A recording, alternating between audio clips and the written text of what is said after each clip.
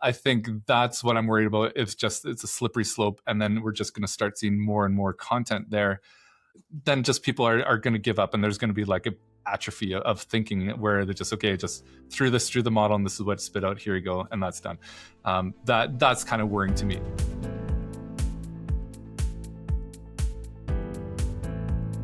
Hi, welcome to the Media Copilot. It's a podcast that dives into how AI is changing media, news, and communication. I'm your host, Pete Pachal. I covered tech for a long time as a journalist, and now I have deep discussions with the media players, the builders, and the creators who are answering the question, how will we get information in the future? And how will that change the practice of news gathering and the business of media?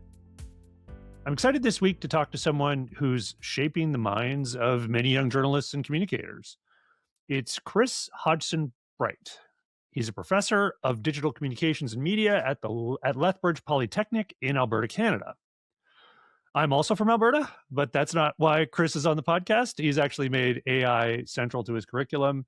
And through his work in immersive journalism, that's VR headsets and 360-degree video, he has special insight on how technology can alter the relationship between audiences and the news they consume.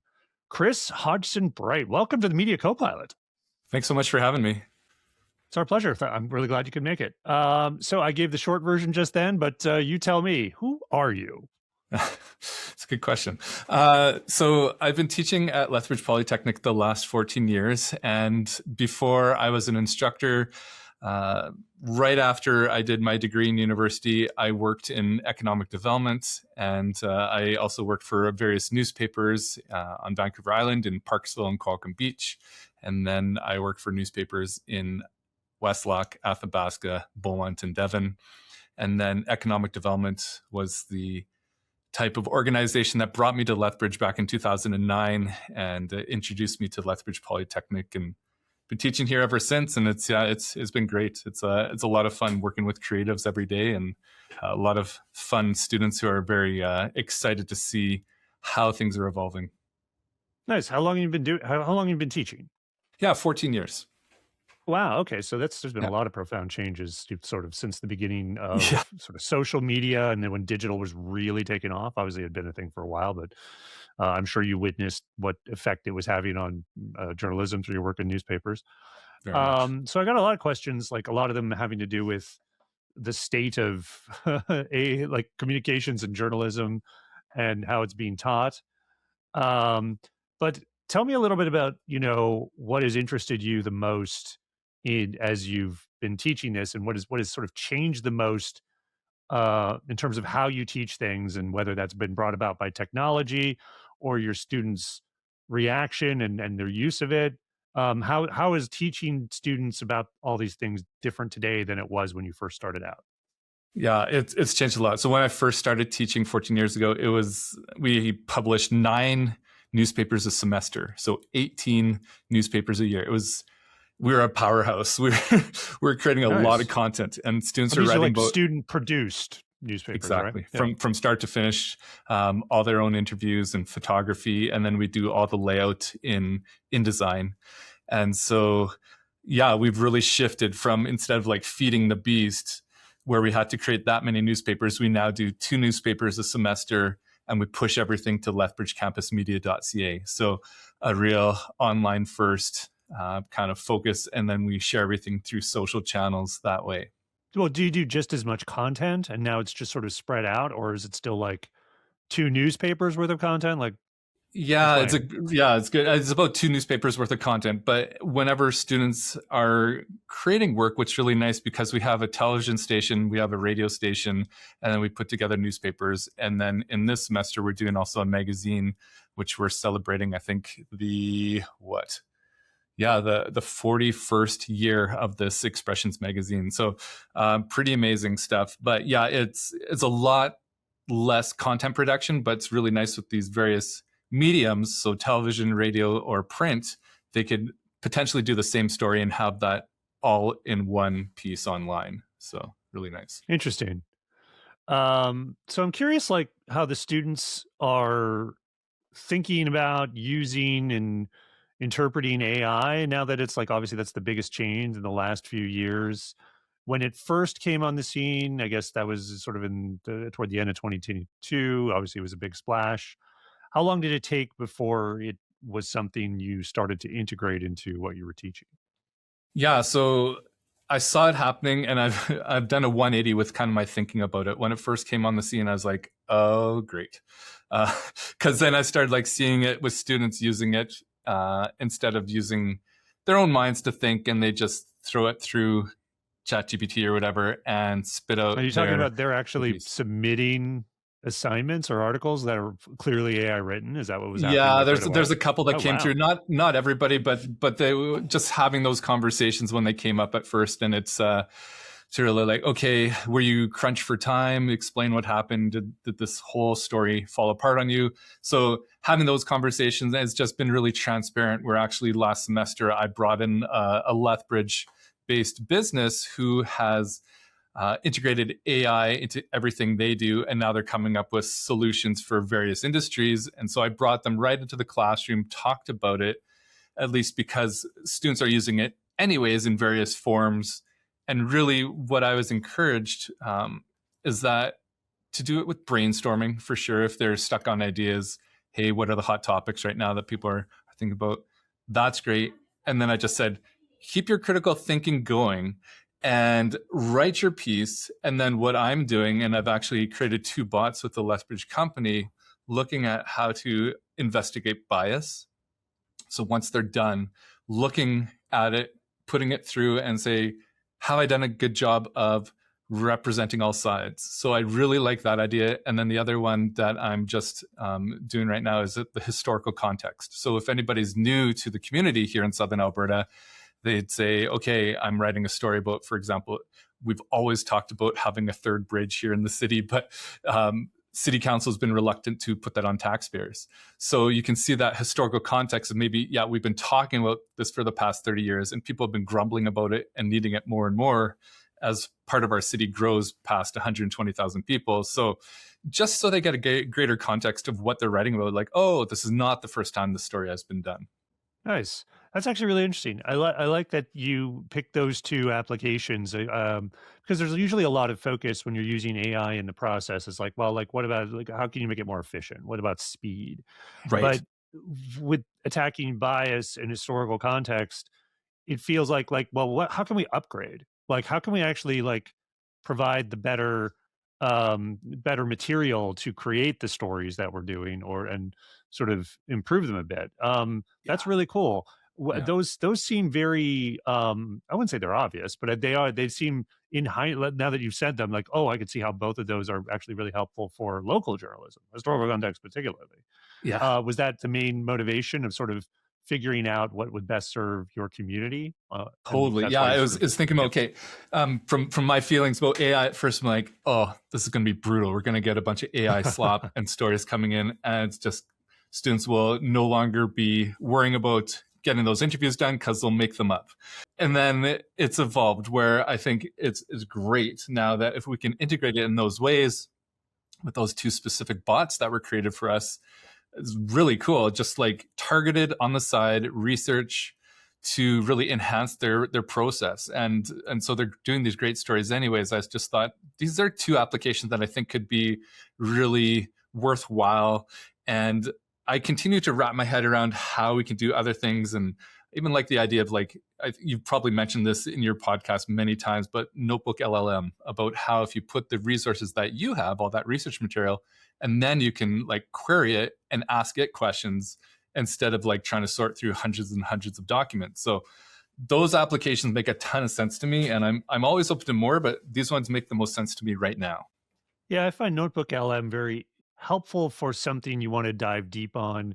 I think anyone who does longer form content, whether it's enterprise journalism, features, I think it's a really invaluable tool. I sort of go back and forth in my sort of admiration of it. I was very bullish on it when it first came out, but it's also something that you have to be very thoughtful about in terms of the context, right? Because and I also acknowledge Notebook LM has many use cases. One of them I actually still use all the time. I almost don't count it. I don't even think about it, which is to say, give me an audio podcast of this feature article that I Yeah. simply need to absorb the substance of, but I don't have time to read. Nice. That's kind of like I feel like I just do that so much. It's like, oh yeah, I guess that is notebook element. But like for a project, when I'm thinking like, okay, this is going to be my home base for a project, my knowledge base, I sort of like, oh, it's kind of a chore to do it, and then I'm starting to sort of feel like the more they can weave AI into where you don't even have to think about it, you're just calling it up and it knows the context and the memory and all this stuff.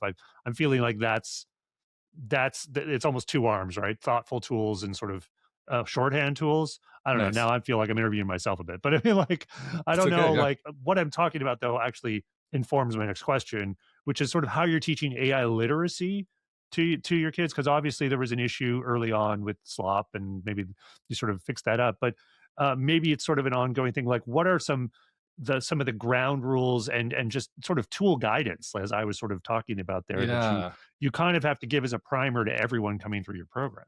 Yeah, I think I can do this more and more, but I think even knowing the right style of prompt to write and the context of what you're actually looking for, I think that can be a whole nother class that I'd love to dive into too right away here in the near future. Just so, yeah, they have the greater understandings. They just like the students' use of social media, they have these social media accounts, but I'm like, well, did you use your social media accounts to find out if somebody knows about this story, and just to even use it as a great way to connect with new sources to inform them about what's going on in their story. So it's really fascinating. They have all the technology and things like that, but they also like, oh, I didn't even think about that. So just wrapping their head around a new like productive way to use what they're already doing. So yeah. And so Nice. the guidelines, I'd say, to answer your question specifically, yes, to make sure that they're not having it for the final product, that it's a research assistant on the side. And there are some international students. And so I've had really interesting conversations with them. If English is not their first language, then I'm like, okay, you use Google Translator for sure. If you've done it in your own language and that makes sense, and you've been able to even interview other international students who speak your language, phenomenal. And then I just make sure, and some students have been great just to show me their process as they're going through it. Be like, Kris, I don't want to get 0 on this. I know, because if we see AI on it, it's usually a 0 and then a conversation one-on-one, and we see where we go from there. Interesting. So it's a red line for you to have actual AI content within a submitted assignment. Yeah. Is that clear? And I just want to be yeah, clear. Okay. we have like Yeah. sorry to interrupt, but it has like No. a percentage of how much Mhm. AI is used. So then it's just like, okay. And then if it flags the part of the story and you can see where it was used, like, okay, so they're just having struggles with that. So it might introduce a great session in the next class. You're like, okay, you guys are having trouble with segues or something between ideas or coming up with a conclusion. They're like, let's talk about that. So just trying to keep it as transparent as possible. And I think since for the most part have been really open to that, and they understand that they're going to be using it in the workforce anyways.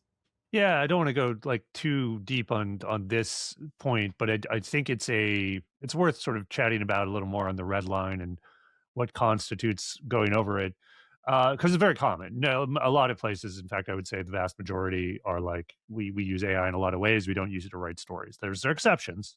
We don't have to talk about those. But what I want to sort of get at is sort of the slippery slope, right? Which is probably Sure. what you sort of encounter sometimes, where it's like, Yeah. you're stuck on, you've written the thing, but you're stuck on something, or something's not quite right, or maybe sometimes you need, oh, I've only had like a good kicker here, and you just ask AI, like, what would you do? Is it like, here's the piece, and it's like, oh, there's a paragraph that you could put here that would bridge this better. Here it is. And you look at it and you're like, oh yeah, that is pretty good. And you kind of like Yeah. maybe tweak it a bit, but it's like, it's kind of like, well, I could spend 20 minutes working on my own and try to pretend I didn't see that, or just use a version of this that I vetted myself. And Mhm. honestly, I don't have the answer to this. You know what I mean? Like, Yeah. Yeah. I understand that would violate the red line, but it's, to me, I hear people that, and I've experienced that. I'm like, kind of seems like okay, but is it a slippery slope thing? What's your view on Yeah, this? yeah. That could be the slippery slope. And I think even if they look at the answer that was generated, be like, oh, okay, so that's kind of the framework for what you're going for. And then if they come up with even a variance of it in their own words, that's great. That shows that. We do lead writing too, and we just we kind of scaffold how assignments come in now, just to really piece by piece. Okay, let's see your transcripts for your 3 people you talk to. Let's see your lead. Let's see your rough draft, just to see how their process is going. And so to give them like really good feedback through that. So they're not submitting something like at the 11th hour and they're stressed and they're not sleeping the night Yeah, before it needs to be totally. in. Yeah. So I'd like to rewind just a little bit to the bias tool, just because I think that's interesting. It's also, potentially a little dicey to think about and even talk about sometimes, depending on who you are and what the publication is, because it's our polarized society, right? But I think I like that you're from Lethbridge, and I coming from Alberta. For people that don't know who are listening, Alberta, I guess you could think of it as kind of a red province almost in Canada, but it obviously has a lot of municipalities that you might, again, it's different. Canada's a parliamentary system. Yes, there's left and right, but it's and the parties have a different history. But I would be curious about how I guess maybe the political makeup of Lethbridge itself, which is it the third biggest city still, like in Alberta, right? Yeah. We're about 120,000. I'm not sure what the population of Red Deer is, or Fort McMurray, but yeah, I think we're third. Yeah. Yeah, but I'll tell you what, just sort of my sort of very loose guideline here and sort of my view on it in terms of like doing things like scanning for bias and trying to balance that is great if there's demand. You know what I mean? So like Yeah, it does, appetite and for it, then sure. this gets to the question of what your audience even wants, and do you have the right audience strategy? I don't want to unpack all of that, but I guess my sort of maybe basic point here is that I would imagine Lethbridge is a little more heterodox broadly, maybe like, and so having a bias checker, while probably a good idea for any publication, maybe there's probably a little more extra motivation to do it in that community, or do you see it just purely as, well, we're teaching, trying to be aware of and checking your bias just broadly in journalism, and I do this anywhere? But just tell me like how it came about and what your thinking is behind it.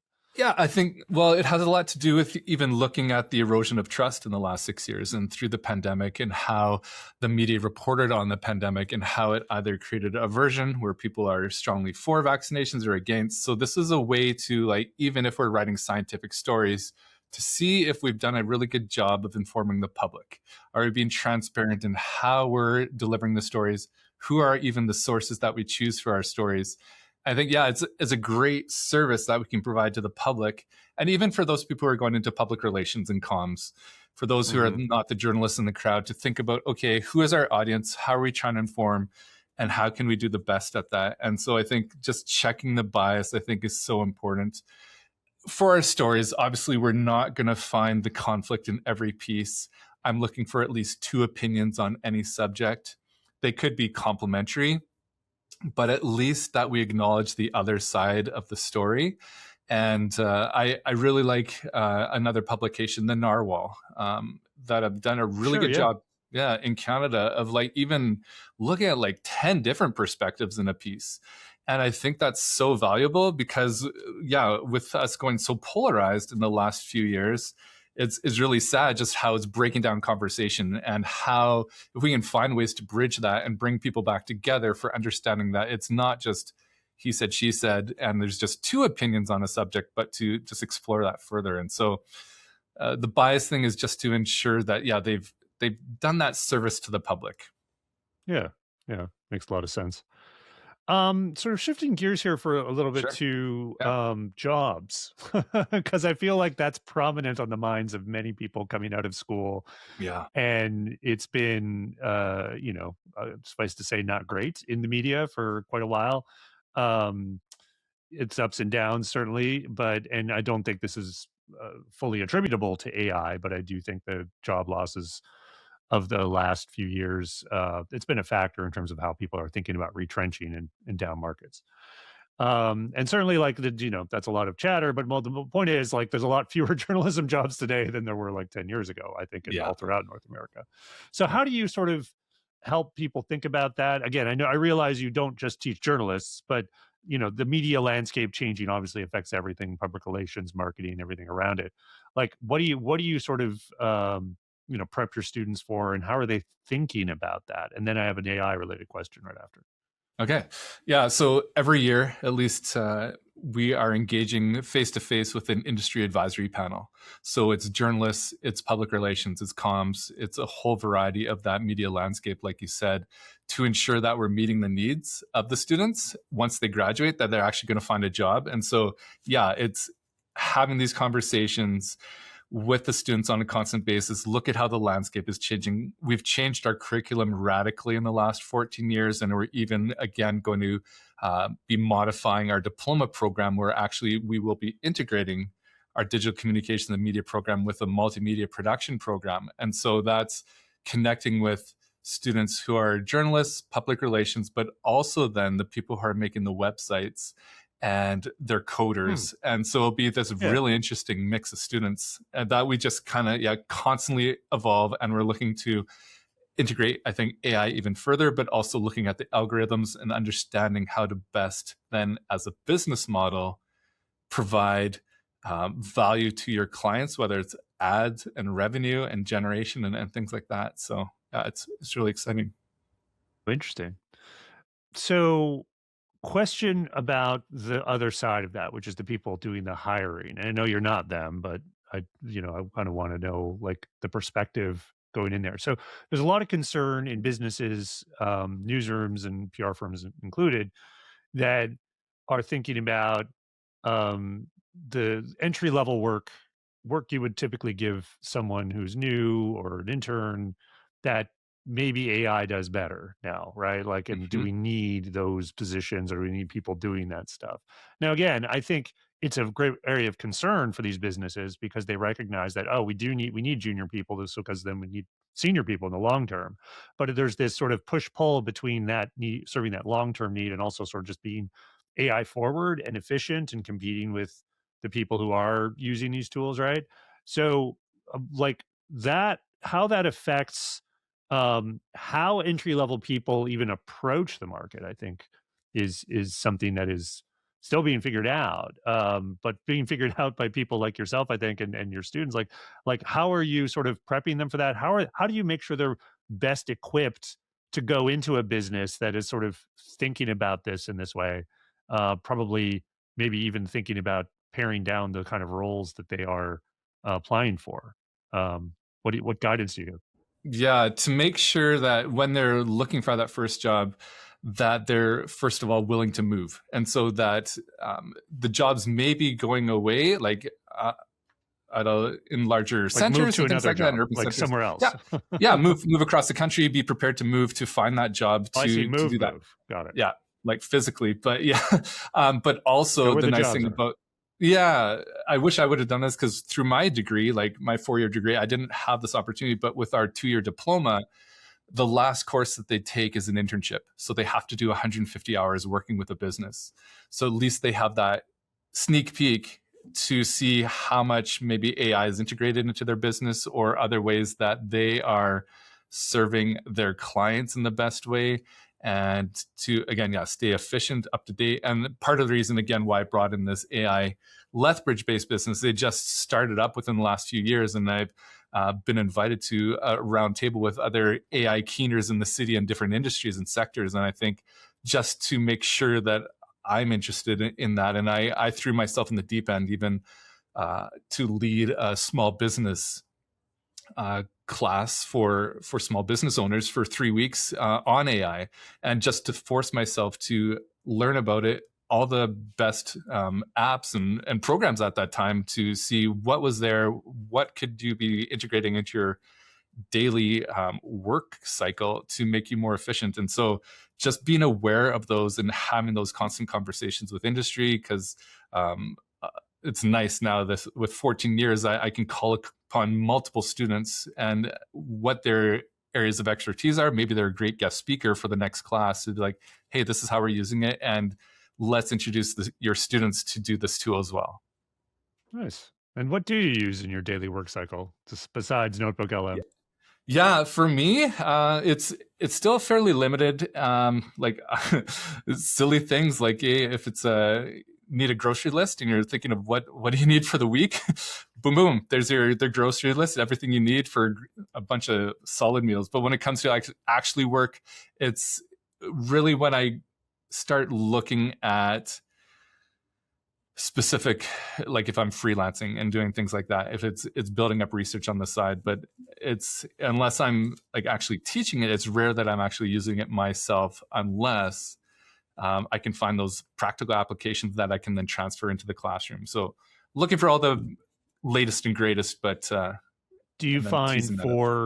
for content creation, journalism, comms specifically, like, do you have some go-to models for specific things, Like, I or like even just going to tools? Claude above anything for an LLM. Just like Neil Young says, the gentler, kindler machine gun hand. So like, as far as the AI LLMs and talking about the most ethical, I think that's really interesting. One of the favorite people Wow. that Okay. I listen to besides you is Nicholas Thompson, and I pay a lot of attention Nick's to great. what he's doing with the Atlantic, as far as how they made that partnership with OpenAI. And so I think that's just fascinating. If these publishers are going to be using all their content, the AI models are going to be using all the publishers' content anyways. If is there some revenue model? Is there some kind of collaboration in there with an AI business that you can actually start seeing some profit in another way? So is that what you meant by ethics earlier? Like, is that just thinking about like the training data or even the, RAG Yeah, data that they're using?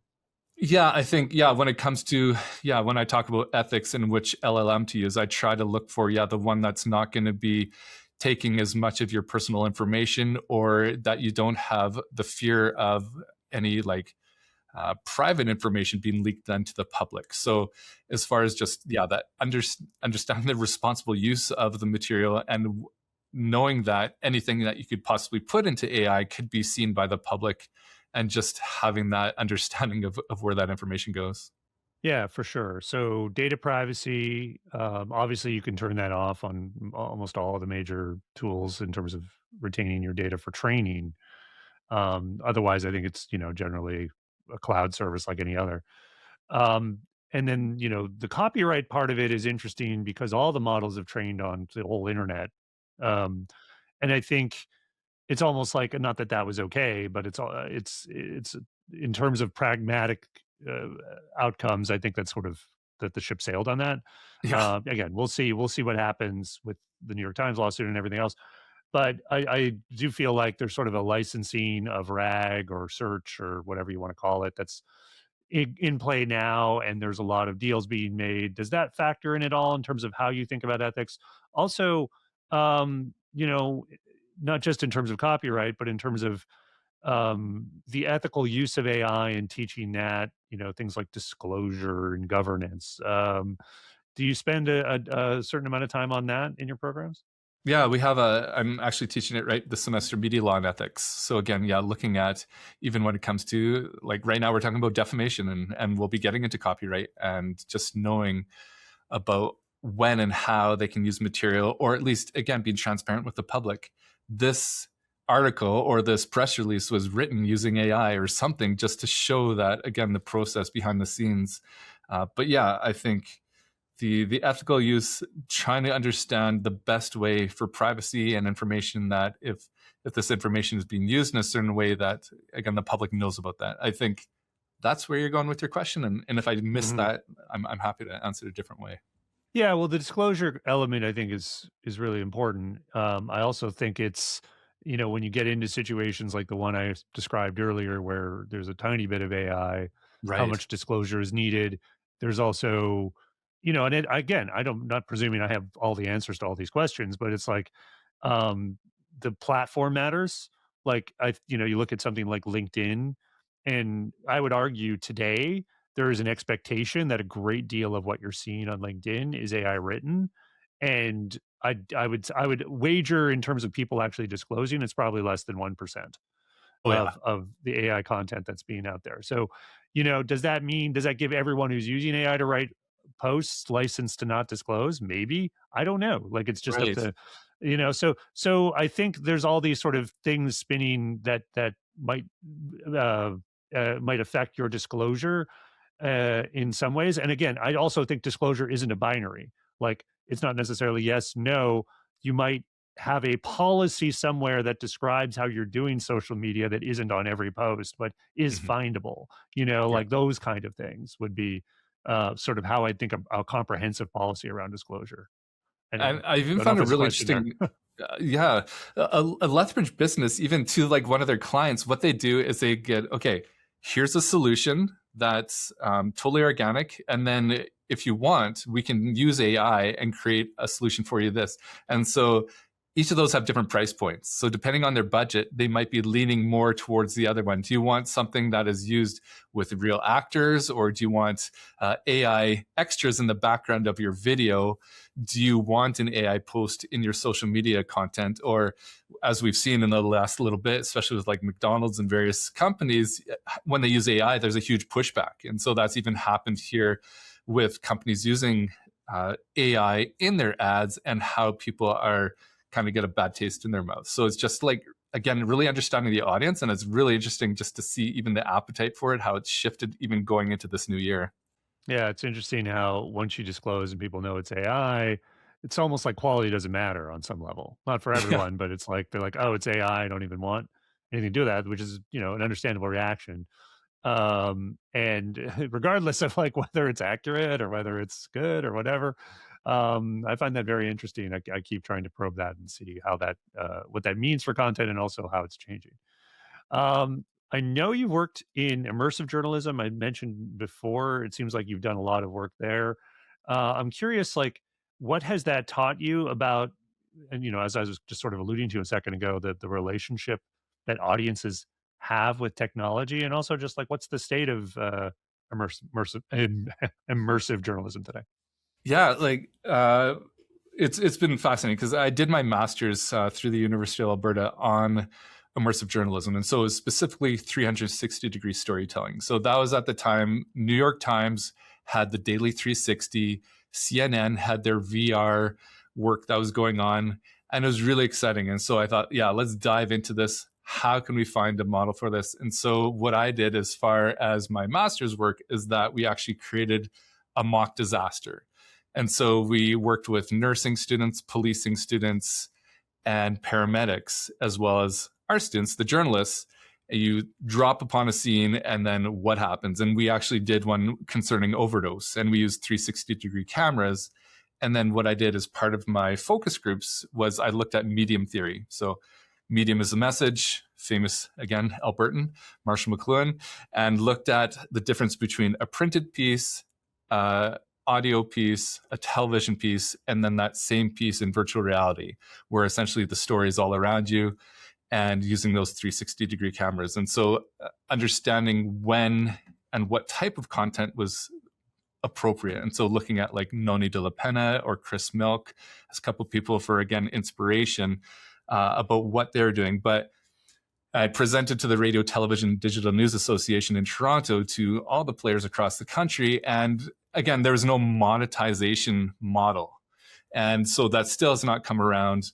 But I think the idea that was really fascinating to me was the idea of empathy, and having greater empathy for understanding global events, transporting you right into the middle of this conflict or after this earthquake or whatever happened. And you'd be like, wow, that is what people are going through. And I have a greater understanding of that. I had great thoughts that this could be a really nice way, again, to try and bring the world together for that greater empathy across the country and across the world for what we're not going through. And so that idea continues to fascinate me. I've then looked at historical virtual reality, working with the Blackfoot Indigenous community here in Southern Alberta, and we worked with the Galt Museum and the city and the Lethbridge Historical Society and the Polytechnic together to figure out how best we could tell the Battle of the Belly River, 150-year-old Indigenous battle between the Blackfoot and the Cree. And so that was just fascinating, and using photogrammetry to then recreate artifacts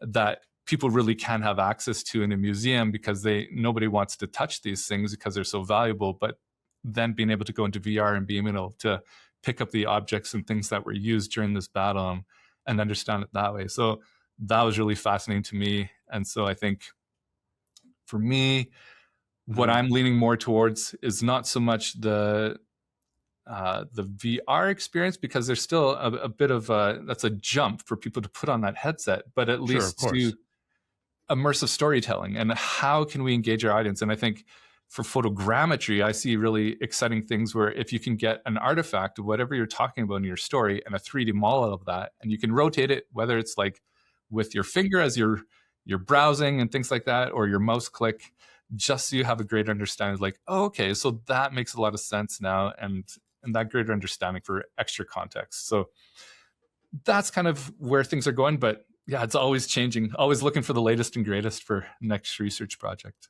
Yeah, I used to do a lot of product reviews when I was a tech journalist, and you think Nice. about like if you could, whether it's an iPhone or a laptop or just some kind of gadget, to give people an idea of exactly how big it is, all the stuff, and it's and give the context of your review, because some of that stuff is obviously available from the manufacturer, but they won't have the like, oh, you really shouldn't use this feature or what have you, Yeah. kind of that, that sort of context, which would be interesting. But yeah, like I feel like you're dead on in that, like, the metaverse was something for a minute, a hot minute, and now it's not. And the VR headset is just it's a tough sell for the vast majority of people. It just is. But there is this thing on the horizon now of the AR glasses that seems like we're getting the first hints of with Facebook's Orion, and maybe in 5 to 10 years we'll all have that option of having something, again, not quite immersive, but that whole idea of like combining the real world or bringing information to what you're seeing and possibly even images. The hints of it there. So, but I also, really like the whole idea of empathy and would love to see if there's other ways to do that. Exactly. Yeah. So to wrap up here, I'm going to give you the question that I want to hit everyone with at the end of my podcast, which is, give me one thing that you're hopeful about and one thing that you're discouraged about with respect to AI and media, and why are you hopeful or discouraged by it? Like, what's one good thing and one bad thing that's going to happen? All right. So let's start. The bad thing, I think, just that again, that idea of the slippery slope that you brought up. If it's used for one sentence, then what's going to hold me back from having my whole article created by AI? And I think, again, the thing that I want to keep in mind with all the students is like, keep that critical thinking going, like to ensure that your brain's still doing some work in there. So I think that's what I'm worried about. It's a slippery slope. And then we're just going to start seeing more and more content there that at least then just people are going to give up, and there's going to be like a atrophy of thinking where they're just, okay, just threw this through the model and this is what it spit out, here you go, and that's done. That's kind of worrying to me. So on the one side is that, but then the hopeful side, I think, is these other research projects or products or things on the side where you can be having an assistant essentially to put together your piece, where that's like, again, the transparency, if it's a better job at looking at your bias and trying to make sure that you've provided all sides of the story, or at least you have mentioned it in your piece, that you have all sides represented. I think that's exciting. So further research assistance through the process, if you can speed things up, if you can summarize articles and make your work process faster, that's very exciting. And so I think it's still going to be an integral part going forward. So yeah. Nice. So you're worried about the slope of slop, and I'm trademarking that term, by the way. Perfect.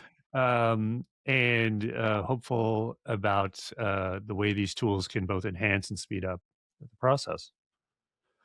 Kris Hodgson-Bright, thank you so much for stopping by the Media Copilot. It's been great chatting with you. Wish we could talk some more. I'm sure we will at some point, but going to say goodbye and hope to see you again soon.